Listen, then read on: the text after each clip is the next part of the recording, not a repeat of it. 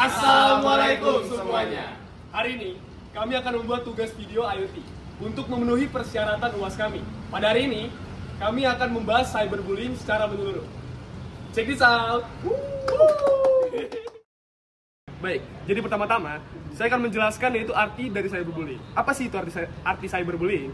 Sepengetahuan saya, cyberbullying adalah tindakan perusakan yang bisa dilakukan semua orang, asal mereka memiliki koneksi internet dan perangkat seperti handphone.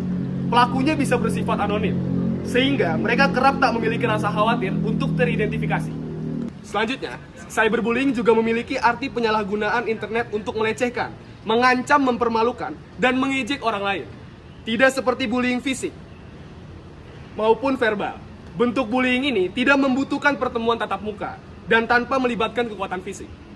Selanjutnya, saya akan memberikan contoh-contoh kasus cyberbullying. Yang pertama, ada mengunggah foto mengeluarkan tentang seseorang di media sosial. Contoh kasus ini banyak terjadi di masyarakat. Banyak orang melakukan tindakan merekam orang lain dan upload ke sosial media mereka tanpa izin. Orang yang direkam itu sendiri terkadang tidak senang dan tidak nyaman dengan perbuatan tersebut. Contoh kasus yang kedua, ada mengatasnamakan seseorang dan mengirim pesan jahat kepada orang lain atas nama mereka. Contohnya itu menggunakan akun palsu. Jadi akun palsu itu menyebarkan hoax tentang kejelekan orang tersebut. Selanjutnya, contoh kasus yang ketiga, ada memaksa anak-anak agar mengirimkan gambar seksual atau terlibat dalam percakapan seksual.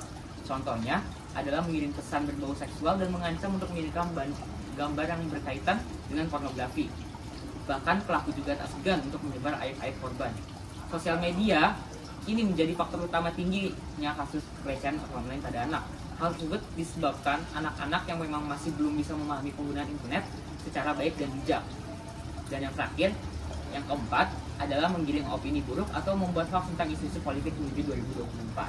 Contoh kasusnya dari sini. Selanjutnya adalah dampak.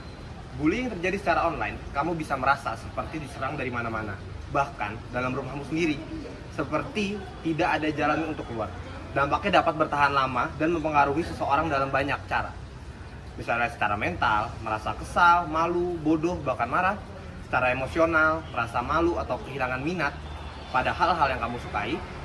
Secara fisik, lelah, seperti kurang tidur, atau mengalami gejala seperti sakit perut dan sakit kepala. Semua anak yang terpapar oleh cyberbullying dapat menderita, baik itu korban, pelaku, dan orang menyaksikan cyberbullying. Selanjutnya adalah dampak bagi korban. Dampak psikologis, yaitu adalah mudah depresi, marah, timbul perasaan gelisah, cemas, menyakiti diri sendiri, dan percobaan bunuh diri. Dampak sosial bagi korban, menarik diri, kehilangan kepercayaan diri kepada orang lain, lebih agresif kepada teman dan keluarga.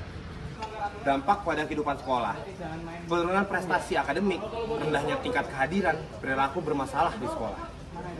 Dan ada juga dampak bagi pelaku yang melakukan. Cenderung bersifat agresif, berwatak keras, mudah marah, impulsif, lebih ingin mendominasi orang lain, kurang berempati, dan dapat dijauhi oleh orang lain. Dampak bagi yang menyaksikan atau bystander. Jika cyberbullying dibiarkan tanpa tindak lanjut, maka orang yang menyaksikan dapat berasumsi bahwa cyberbullying adalah perilaku yang diterima secara sosial.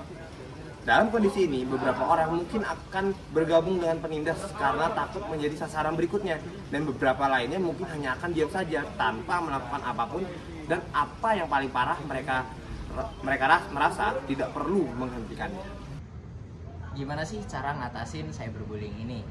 Bagi para korban cyberbullying, cobalah hal-hal berikut yang akan saya terangkan.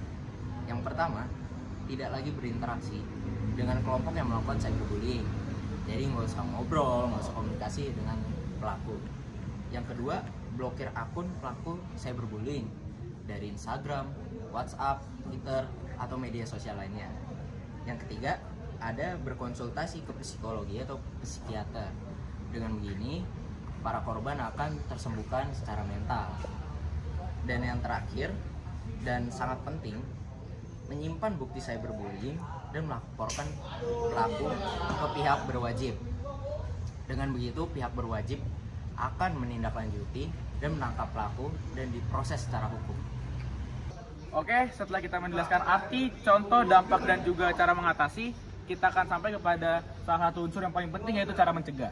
Cara mencegah ini sangat penting agar kejadian-kejadian cyberbullying tersebut tidak kembali terulang dan tidak akan terulang. Ada beberapa cara mencegahnya. Yang pertama, berusaha memahami perasaan orang lain.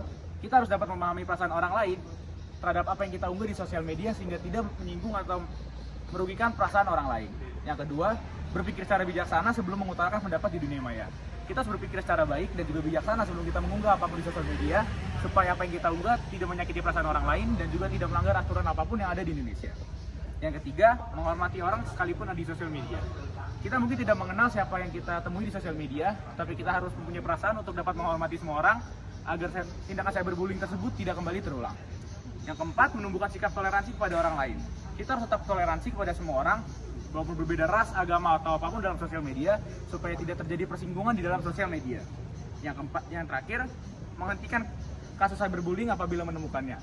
Setelah kita memahami beberapa konsep dari arti dan juga yang lainnya, kita harus bisa memahami apa saja bentuk cyberbullying di sosial media supaya kita dapat menghentikannya apabila kita melihatnya di depan mata kita. Dari sekian penjelasan kami tentang cyberbullying. Semoga apa yang dijelaskan dapat bermanfaat dan berguna bagi masyarakat. Jangan lupa di like, share, subscribe. Semoga like-nya sampai 1 juta. Amin. Semuanya terima kasih sudah menonton sampai akhir. Stop cyberbullying. Stop. No.